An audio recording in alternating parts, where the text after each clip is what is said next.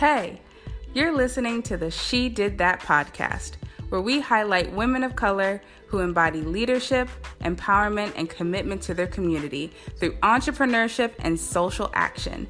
Here's where ferocity, fun, and facts all live in harmony. So stay tuned because, again, you're listening to the She Did That podcast. Welcome back to She Did That. We have our wonderful guest, Dr. Yadilette Rivera-Colón. Can you please tell me just a little bit about yourself? Tell our audience who you are and what you're doing out here in the community. Sure thing. Thank you for having me. My name is Yadilette Rivera-Colón, and my students call me Dr. RC. I'm an assistant professor of biology at Bay Path University and the undergraduate research coordinator. And also in every board that I can be where I can be of service. So I'm part of the board of Mass Hire Holyoke, Girls Inc. of the Valley, the Latino Scholarship Fund, and I am now part of the education committee for the International Biophysical Society. So that's it. That in a nutshell says a little bit about me and how I'm spread into all the different things that I can do.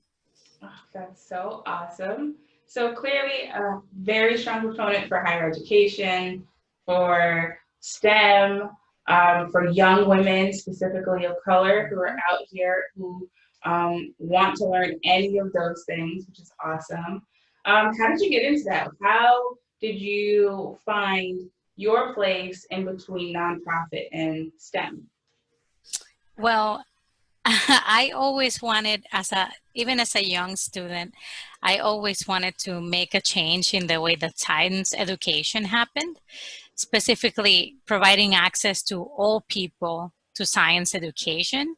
And one time, one of my mentors told me, well, if you really want to change the way that science education happens, you have to work really hard at something and become the best at it so that then people listen to you. And at the beginning, I didn't really understand what that meant. But then over time, I realized if you've become a respectable scientist that knows what they're talking about, then people will be more likely to listen to you. In terms of how I stumbled into science, basically, it was really interesting because nobody in my family does science. And I was kind of like the opposite of the black sheep, I guess, in terms of learning and just getting the research bug. So nobody in my family knew anything about it. But my mom, when I was 15 years old, she was diagnosed with leukemia. And only a year later, she died. As part of that process, I learned a lot about medicine. I learned a lot about patient care. And one of the people who was so kind to my mom through the whole process was a nurse. So during that time, for high school, I decided to go to a vocational high school and study nursing. So I became an LPN. But then while I was working in nursing, I realized that as much as I love nursing, they always were at the mercy sometimes of the doctors. And I was like, I could be the head nurse or I could be a doctor. Maybe I'll try that. And I decided to go into natural sciences for my bachelor's and try and see if I could become a medical doctor. But then during that time, then I was like, I loved the fact about being a medical doctor, but I also learned about the people who make the medicines, right? And having the opportunity to do research for the first time, it allowed me to learn more about that. And then I realized that after having worked and volunteered in different health institutions, that research was so much fun and you got to do different things all the time. So once I got that first set of data that nobody else in the world knew but me, that really made it the career that I wanted to pursue for sure. Awesome.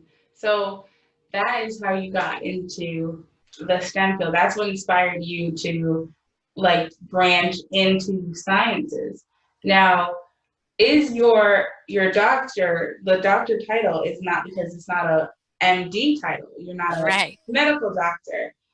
Well, can you kind of explain that a little bit and like what had you go from regular, college student all the way up to doctorate level?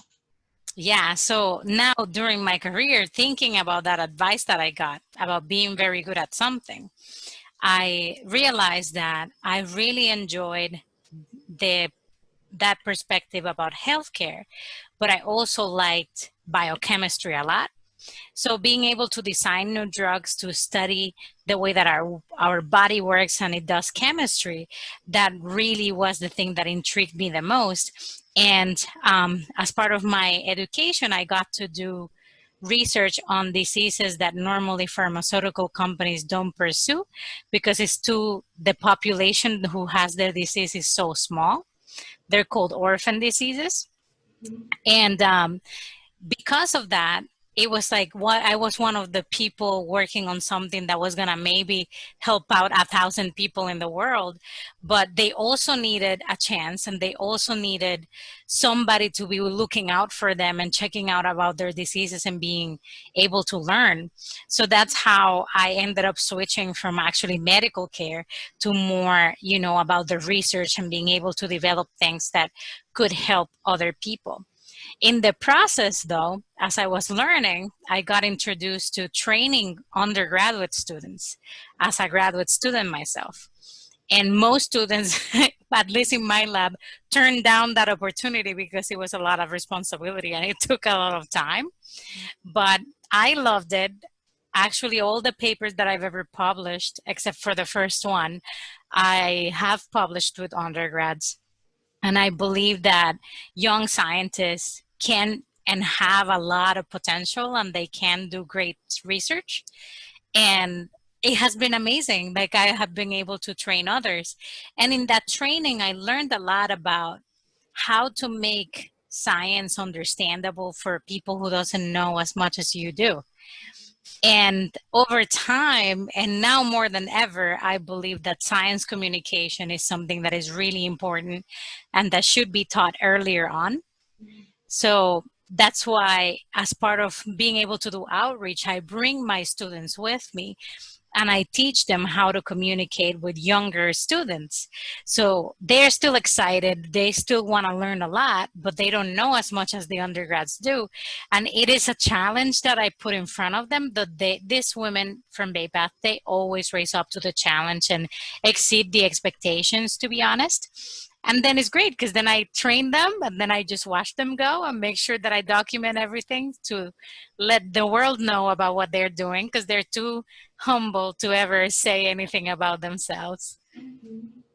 Oh, awesome. So really, you have used your position to become a mentor, and that is, like you said, you are a professor at Bay Path University. And of course, that doctorate level, that research, that is where you kind of get the meat and potatoes of everything that you love to do. And then to share that with others is just such a special gift. And I know that we've talked before and we've mentioned mentorship, and you briefly mentioned it earlier on in our conversation. Do you want to kind of talk about what that means to you and what that journey was like for you as you were coming up and how that has affected how you mentor now? So it's really interesting because at the very beginning of my career as an undergrad, it's like that saying, you don't know what you don't know. And you need help, but you don't know who to ask, or you think that you're not allowed to ask, which is not true. You're supposed to ask and you're there to learn, and nobody knows everything. So finding mentors is really important. At the beginning, I just had my advisors that were assigned to me and kind of started the conversations with them. But then I realized that oftentimes my advisors were not, we didn't have a lot in common. So sometimes finding other people who had an expertise in something different or who can relate to me in different ways really helped me. And then I started learning about what were the questions and the kind of help that I needed. And once I figured that out, I became to have like a big network of different mentors from many different backgrounds, men, women, white, Black, Asian, just from everybody, just because they had something to offer. The one thing that they all had in common was that they believed in me. And that to me was very important, because you want a mentor who really cares about you and who really wants you to succeed. Not necessarily somebody who's going to tell you what you want to hear, but somebody who really is interested in seeing you grow, even if that growing causes you pain, right? So I am very grateful that I have a huge network of mentors who believe in me, and now being able to offer a connection to that network to all my mentees as well.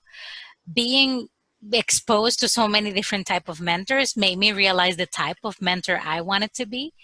And one of the things that I try to always check myself and make myself available to my mentees is the fact that I want to guide them and give them resources, but never really get in the way of what they really want to do. Even if even if what they want to do at the time seems to me something that is not possible or something that they shouldn't do, I would never get in their way. If that's what they want to do, then I just make sure that they know, okay, if that's what you want to do, these are the certain things that you have to accomplish in order to do that successfully. Yes. And so coupling that with, like, not wanting to get too much in the way of, your mentees' dreams, um, why do you feel like it's important that young women of color specifically get involved with STEM? Like, what are you telling your students? Like, how how do you allow them to see their own journey? Well, first of all, I think that everybody should pursue something that they're really passionate about, and to always think and remember the things that they don't like, because sometimes we get so bright-eyed with this new job that might be out there for you that you forget that in those responsibilities there may be things that you hate, but you're so excited about the job that you're like, yes, I want to do it. And sometimes I'm there to tell them, make sure that you remember that these things you hate are part of the description, so then you're going to be miserable in that job. So sometimes it's like even thinking about what are your strengths, but also things that you don't like, in order to be able to really find your place. In STEM, more than ever, we need a really diverse point of view in order to continue research, in order to do it effectively. One of the things that happened for a really long time was the fact that research in women's health was led by men, and a lot of mistakes were made and a lot of side effects that men necessarily didn't think about, because they could not relate and they could not experience it as much as they could learn about the human body. They were not necessarily in tune with all of the things that encompass women's health. As more women started entering in the workforce in STEM and in the research, then we have seen that new treatments have come out that are more holistic and that really understand women's physiology. And now we get to have more products. We get to have more access to high quality medicines, treatment, bedside manner even, just because we have now women as part of the conversation, which of course in my point of view it should have always happened that way. But now we're making sure that we're training enough women so that this can continue to happen. That's not only true in women's health, it's true in many of the different disciplines, just so that we are able to really get a full sense of who is a human and how can we help out and how can we help quality of life. Even right now, I was just reading something that I have always said before, and finally people are doing it, is that they're creating images for symptoms of different diseases for people of different skin tones. Because for the most part, if you look at human anatomy and all the different books in health, most of the signs and symptoms that we see are in white people. So sometimes there's diagnoses that are missed because in people of color, the symptoms look different. Wow. And then they're dismissed. Yeah. So even now that just having people recognize, okay, this is what chickenpox looks like in a Black person. This is what this other disease, Kawasaki disease, this is what it looks like in a Black person, or like in a brown person, or in different, because there's so many different skin tones, just to be able to train our future doctors to be able to look at how different it looks like and be able to really take into account the health of everybody and how can we better treat people. So again, but that only happened because there was a person of color who took the time in documenting all these different cases, making the pictures, making sure that they had the right diagnosis and everything. So it takes until a person with the right set of experiences and qualities gets to the position in order to advance the field even further. So more than ever, we need women of color in STEM. Oh, I love that. I love that you made that connection from science, the research level, all the way down to, hey, this is what your doctor is researching. This is what they are actually learning and being able to treat all of us. Like this is how we bring it back down to humankind and how we have to have people representing all of us so that we can have treatment that is good for all of us. Exactly. And I really want to kind of even go into the idea of, everyone's kind of into the space of they want to know what's going into their bodies. They want to be aware of the chemicals that, are being given to us, whether it's medication or just even regular treatments. And when it comes to the knowledge base, a lot of people don't know. How do you, as someone who can understand different, how the body reacts to certain things or different chemicals, how do you view all that is happening within the separate industries? Like, how do you feel about how our systems are generated? Like, how our medicines and all of those things are generated? So it's really interesting because I am all about the fact that now people care, because the fact that the consumers care make the companies have to care, which before it didn't necessarily matter as long as people were buying and things were cheap to make. Now people are more conscious about the different molecules. Like lately, phthalates have been like one of the things that people are avoiding.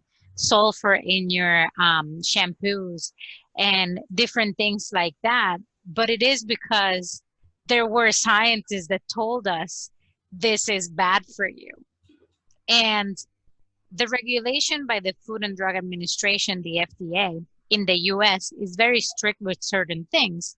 But there are other supplements and other things that we put on our bodies that don't go through the Food and Drug Administration, because technically if you're not eating it, if it's not necessarily a drug, if it's labeled as a supplement, it doesn't even go to the Food and Drug Administration, and you really have no idea what you're putting in your body when you do those. And that's very scary because many people have gotten very ill because of using these supplements, and sometimes they label them as natural. And because they label them as natural, they sometimes trick customers into buying them because they're natural. And I always joke with people who come up with these natural things to say, like, okay, well, poison ivy is natural. Are you going to apply that to your skin, right? Like, not everything that's natural is good for you. Yeah. So I love that now more than ever, the companies are more aware about the different things that they're putting in creams, soaps, and other things that touch our body that are not necessarily drugs. So that way we can continue to keep each other safe. For the longest time, there were many molecules that were used in toothpaste toothpaste that were bad for us. But because technically you don't swallow the toothpaste, they could circumvent the whole idea about like you're not consuming it because you don't eat the toothpaste. However, there's no guarantee that some of the toothpaste you're not going to consume it. I mean, you're using it to brush your teeth, but it could go into, and you don't expect it to be something bad for you. Right. So thankfully, again, because of this big campaign about all these different molecules being harmful, because many years of research is saying that, yes, these are bad for you, at least now people are more aware. Now, there's also been the other side where people then didn't really understand what were the bad molecules or the ones that were harmful. And then we want all chemicals in all of things that you consume. And then that became a little crazy too, because then there were things like, we cannot have DNA in our foods. And I'm like, well, all the foods have DNA because they've been alive. So, you know, it's tough to keep the public informed in a way that they can make good choices. But I'm glad that at least people are now looking for that information. I just wish that on the flip side, that scientists were a little better at explaining things in a simpler way so that the general population could make healthy choices. Yeah, definitely. There is that lack of communication, or I guess there's this gap where, you know, there's the stuff that is known, and there's the stuff that the public knows. And then there's like the stuff that the public can actually understand. Right. There's levels to the Exactly. And it almost and just to bring it back to the STEM field is that, do you see that with this new push by customers to understand what's going into their products, do you see that on the research side where, like, you know, maybe companies are taking their time, or like, you know, labs are taking more time to actually delve into what works and what doesn't? And just like, do you feel like students are coming to your classes with more of a lens of how can I make an impact? How does this play out in your day-to-day? Like, do you see this effect? Definitely. And even in the girls from Girls Inc. of the Valley, I've seen this. They made a whole campaign about BPA in receipts, right? So they were really thinking about the cashier's health as well as the customer's health. Yeah. So they did their own study and it was amazing. They did the one about the different phthalates in the makeup. And they have a great YouTube video of a public service announcement about like, what do you know what you put in your face, you know? And yes, definitely my students are now asking more questions about things like that for sure. And being more careful. On the flip side, because of this, many more scientists dedicate their research to look at safety of new products, which is really good because sometimes a new product comes out and is great, but we don't know how safe it is because it hasn't been long enough in the shelf before you can actually know if it's a good product for you or not. Because some of the effects can take 10 years for you to really realize that a lot of people are getting some side effect. Yeah. But it's great in the sense that now companies, for example, makeup companies. So I have a friend who works for one of these big makeup companies, and she tells me how now they really care. They have eliminated a lot of different compounds that now we know cause certain different skin irritations or can lead to cancer or things like that. And now they have eliminated it and they start to look for alternatives. The thing is that sometimes looking for alternatives takes time. It obviously takes money, but it's worth it because they know that right now that industry is so big and there's so many different competitors that in order to actually be ahead and get more customers is to actually be more transparent about what is it that you're putting in. We had the big war against all of these different microbeads that were used in so many different skin products. and ended up in the bellies of the fish that you're gonna eat, right? Like that doesn't degrade. That's gonna be around forever. It ends up in our water, and then we end up eating it and getting sick from it. Again, another thing that you wouldn't have thought because it's for the outside, so you're not eating it. But again, it ends up coming back to us in a way that we end up eating it.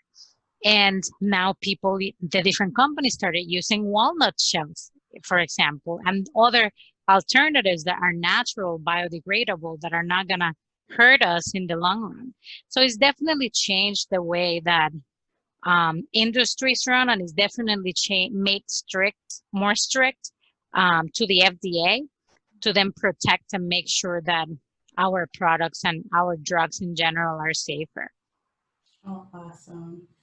Well, like I definitely do agree that we are in a new phase of like, being aware and making sure that like we're holding our companies accountable, and I'm glad that they're listening and trying to make slight changes. So I'm really happy. And that's what I love about our generation and the next generation and probably the generation after that, is that we're always pushing to be better. Yeah. And we always have room to grow, and there will always be something that we can do to make this world better. And to kind of cycle back to the mentorship piece again, we talked before, and I asked you, what was the best advice or worst advice that you received, and why? Why was it the best, or why was it the worst? Yeah, so it's interesting because I think that I have gotten so many advice, right, throughout my life. And one of the things that I learned that I tell my students every time is the fact that you're going to fail many more times than you will succeed. But those times that you succeed are totally worth it. And definitely in science, that is true. You basically can fill notebooks of things that didn't work. But then when you actually do get something, it's a new piece of information that the world needs to know, and you publish it. And I think that that's one of the things that I learned that really made sense to me, and it helped me in many difficult times, especially when things were not working. Being like, this is normal. This is part of the process. It's okay. But I'm meant to do this. It's not like there's something wrong with me. This is the journey, right? So definitely that's one of the best advice that I've had. One of the worst advice though that I had was be a good girl.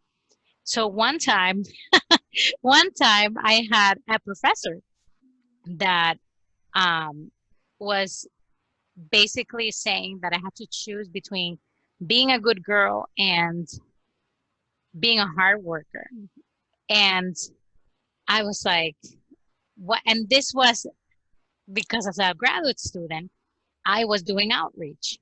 And I wanted to do outreach because to me that was important. It's a part of who I am. And this professor was basically saying, you are a woman and you're a minority and you're supposed to be a hard worker and not be a good girl. And I decided to be both because there was no reason why I couldn't be both. So that was one of the worst advice, like stop doing this thing that doesn't really matter and focus on this other thing. And I'm like, no, because that really matters to me. Thankfully, I didn't continue that mentorship relationship after that. So yeah, sometimes you have to have mentors and then know when to fire them too, even if they don't know you did. Like, time is up. Time to keep pushing. Yes, that is exactly what I was trying to get to, was like, when you are in a space where, especially if you're new to the industry and you're just trying to feel out your way, you'll come across people who are naysayers and all of those things. And you really do have to stay strong in what you want to do and like what you're trying to accomplish.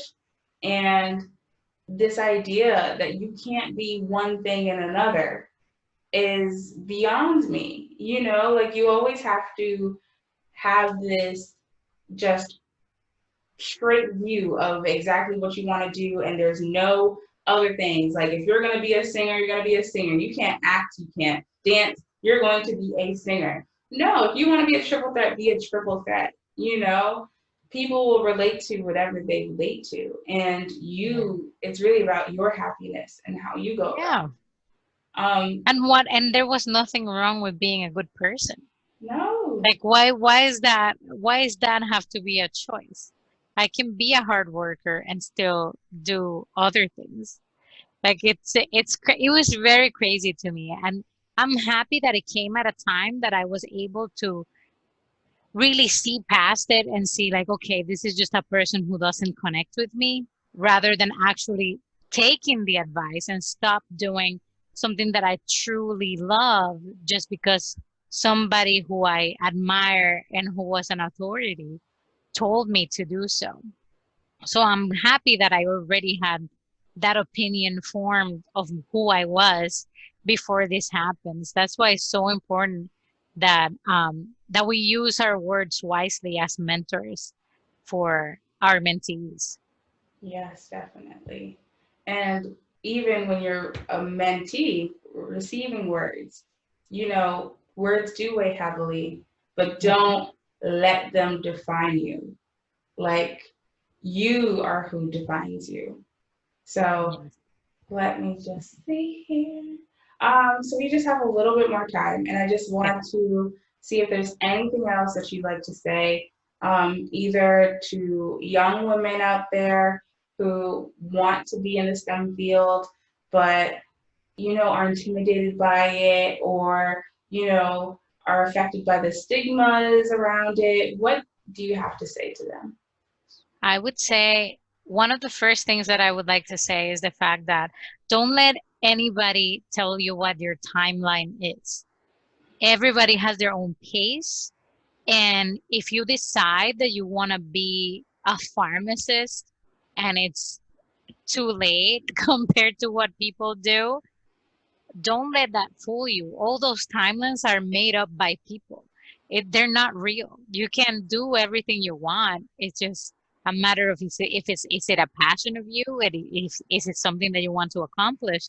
Then put in the time and the effort and do it. But don't let other people define when you're supposed to do things. Because sometimes women take more of a a responsibility role in their families and end up doing things at a different pace just because they are taking care of somebody or they're responsible for working in their family or whatever the situation could be. That should not be a deterrent. If you want to be a scientist, you can be a scientist when you're 30 or you can be a scientist when you're 60. There's no real timeline. And just because you might not learn or you may not conform to what the idea of a student is, it should not deter you from pursuing something that you want to do. I think that nowadays we need to claim and own our education and really find ways for us to make our space. And not only that, but also bring somebody else with you, lift others with you, let others know that there may have not be a space for you before, but this is the way you've created it, and now this person is going to have a space, so they should create a space for somebody else. And that's the way that we will continue opening doors for people who might not necessarily conform to whatever the views are for who's a scientist or who gets to study science. Exactly. Thank you, Dr. Yadilette Rivera-Colón, Dr. RC. Thank you for having me. Yes, and just remember, you are a part of the She Did That family, and you did that. Honestly, I'm so proud to call you a colleague, a peer. You're my friend. And I'm so happy that you could join us today. So thank you so much. Thank you.